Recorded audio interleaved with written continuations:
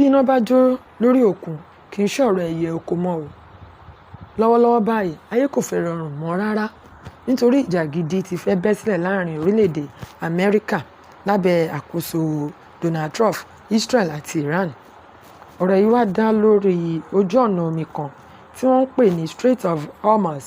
Èyí ni ọ̀nà tí àwọn ọkọ̀ ojú omi epo tó pọ̀ jùlọ lágbàáyé ń gbà kọjá.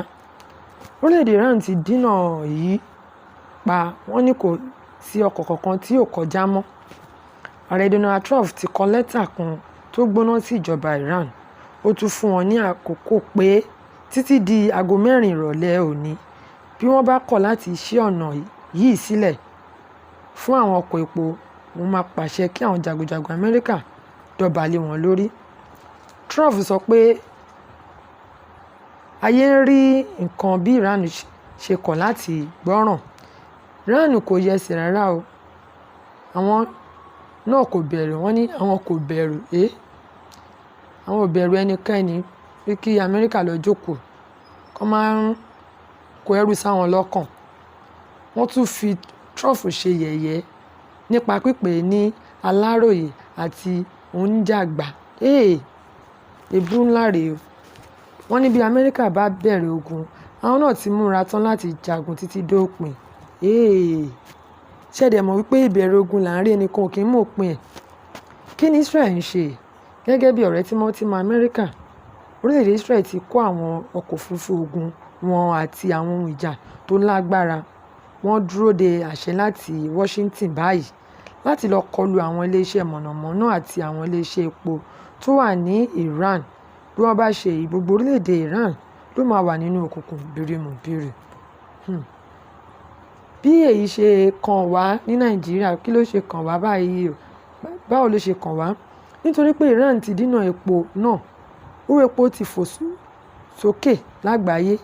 Èyí túmọ̀ sí pé petrol lè tún gbówó lórí ní Nàìjíríà bí ogun yìí bá bẹ̀rẹ̀ ní pẹrẹwu. Èyí tó fi kàn wá nìyí o. Tí ogun yẹn bá tún bẹ̀rẹ̀, tí Iran kọ̀ láti ṣí ilẹ̀kùn kí àwọn ọkọ̀ epo omi kó kọjá, owó epo wa ó máa ṣe kí ni, ó máa tún lọ sókè gidi. Àdúrà wa ni pé kí ogun náà má ṣẹlẹ̀ nítorí àjòjì kò mọ ẹnu ọ̀nà. Bí ó bá ti wọlé, a máa bá onílé mọ́ra, a máa fà mọ́ra, a máa pè. Bí ogun yìí bá bẹ́ sílẹ̀, gbogbo ayé ni a rí nǹkan tí ó máa ṣẹlẹ̀ nítorí ẹni tó bá fẹ́ rìn níbi tí iná ń jó, dandan ni kí ó gbé ooru. Kò dẹ̀ sí, wọ́n ní ibi tí erin méjì bá ti jà, koríko bẹ̀ òun ló máa fara gbá. Tí gbogbo wàhálà yìí bá ṣẹlẹ̀, àwọn orílẹ̀-èdè tí ó máa fara gbá, gbogbo ayé ló máa fara gbá bọ̀, ó máa dùn àwọn kan ju àwọn kan lọ.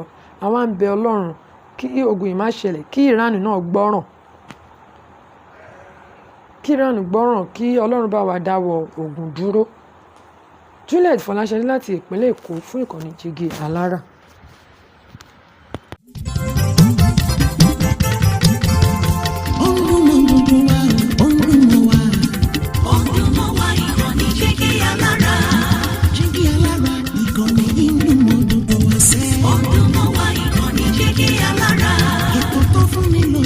Ètò tó máa ní lọ́yẹ̀ wà ń bẹ̀. Ọdún mọ́ wá ìkànnì Jígí Alára. Ìròyìn lóríṣiríṣi tàbí mọ́ bó ṣe ń lọ láwùjọ.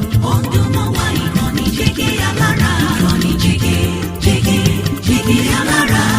Jígí Alára. Jígí Alára. Jígí Alára.